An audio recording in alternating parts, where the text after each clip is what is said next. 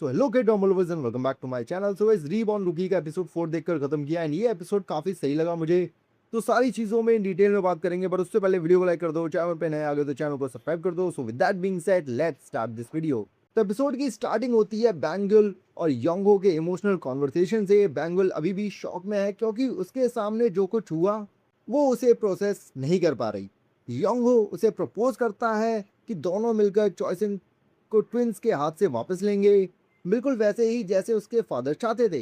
लेकिन बैंगबुल इतनी आसानी से ट्रस्ट नहीं करती एंड ऑनेस्टली उसका ये रिएक्शन बिल्कुल सेंस भी बनाता है। एंड दूसरी तरफ डायरेक्टर सॉन्ग की सच्चाई सामने आने लगती है। ब्यंगमो और युनसे को पता चल जाता है कि डायरेक्टर सॉन्ग उन्हें मैनिपुलेट कर रहा होता है और फिर स्टार्ट होता है ऑफिस का सबसे एंटरटेनिंग सीक्वेंस।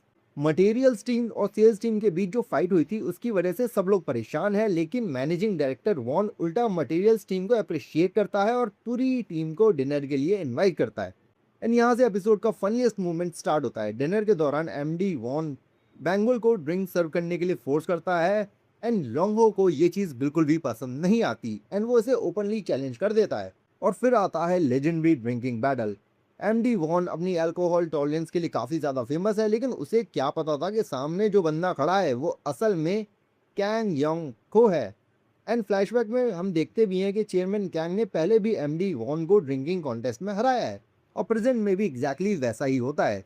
जुनियन की बॉडी में योंगहो एक बार फिर एमडी वॉन को हरा देता है और पूरी टीम शॉक हो जाती है, लेकिन असली मास्टर स्ट्रोक तो अभी भी बाकी था। अगली सुबह योंग हो बोंग को एक बहुत बड़ा झूठ बोलता है। वो क्लेम करता है कि वो चेयरमैन कैंग योंग का सीक्रेट सन है। और दोस्तों सबसे शॉकिंग बात यह है कि बोंग की उस बात को मान भी लेता है। अब बोंग की पूरी लॉयल्टी के साथ योंग हो के मिशन में शामिल हो जाता है और ट्विंस के अगेंस्ट एविडेंस कलेक्ट करना स्टार्ट कर देता है। मीनवाइल चोइसोंग के अंदर टेंशन और ज़्यादा बढ़ जाती है। पुलिस डायरेक्टर सॉन्ग के डिसअपीयरेंस की इन्वेस्टिगेशन कर रही है। जेग्योंग और जेसेओंग के बीच ऑलरेडी कंपटीशन चल रहा है, लेकिन अब सिचुएशन और भी ज़्यादा अगली हो जाती है। जेग्योंग जीएक्स सॉल्यूशंस नाम की बैटरी कंपनी एक्वायर करने का प्लान रिवील करती है। जेसेओंग को तुरंत समझ आ जाता है कि उसकी twin sister slush fund money का यूज़ करके अपनी पावर इंक्रीज कर रही है। और यहीं पर योंग हो को एक नया अपॉर्चुनिटी मिल जाती है। बैंगल उसे यंचन पोर्ट प्रोजेक्ट के बारे में बताती है। योंग वो सारी फाइल स्टडी करता है और एकदम समझ जाता है कि जेग्योंग और जेस्योंग दोनों अपने अपने चेयरमैन रेस के लिए प्रोजेक्ट यूज कर रहे हैं।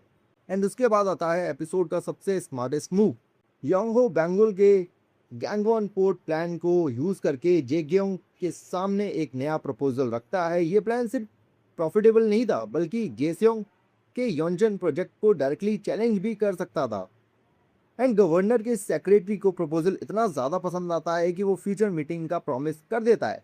एंड यहाँ से क्लियरली दिख रहा होता है कि योंग हो सिर्फ बिजनेसमैन नहीं था, वो एक मास्टर स्ट्रेटेजिस्ट भी था। एंड दूसरी तरफ योंग मो अपना डर्टी गेम खेल रहा है। वो इंटेंशनली जेग्योंग और जेसोंग के एक्टिविटीज़ के बारे में इंफॉर्मेशन पास करवाता है ताकि ट्विंस के बीच और भी ज़्यादा कॉन्फ्लिक्ट क्रिएट हो। एंड एग्जैक्टली वही होता भी है। बोंग जी सीक्रेटली जेसोंग और ब्योंगमो की मीटिंग की फ़ोटोज़ ले लेते हैं। बाद में यही फ़ोटोज़ यंचन मेयर को प्रेशर करने के लिए यूज़ की जाती है एंड रिजल्ट मेयर डिज़ाइन कर देता है और जेसोंग का पूरा प्रोजेक्ट कोलैप्स होना स्टार्ट हो जाता है। एपिसोड का इमोशनल हाईलाइट तब आता है जब यंग हो बेंगलुरु के घर टॉप करता है। वहाँ उसकी मुलाकात सियोन ही से होती है और दोस्तों ये सीन काफ़ी ज़्यादा इमोशनल था। इमेजिन करो एक आदमी अपनी ही वाइफ को देख रहा है लेकिन अपनी असली आइडेंटिटी रिवील नहीं कर सकता।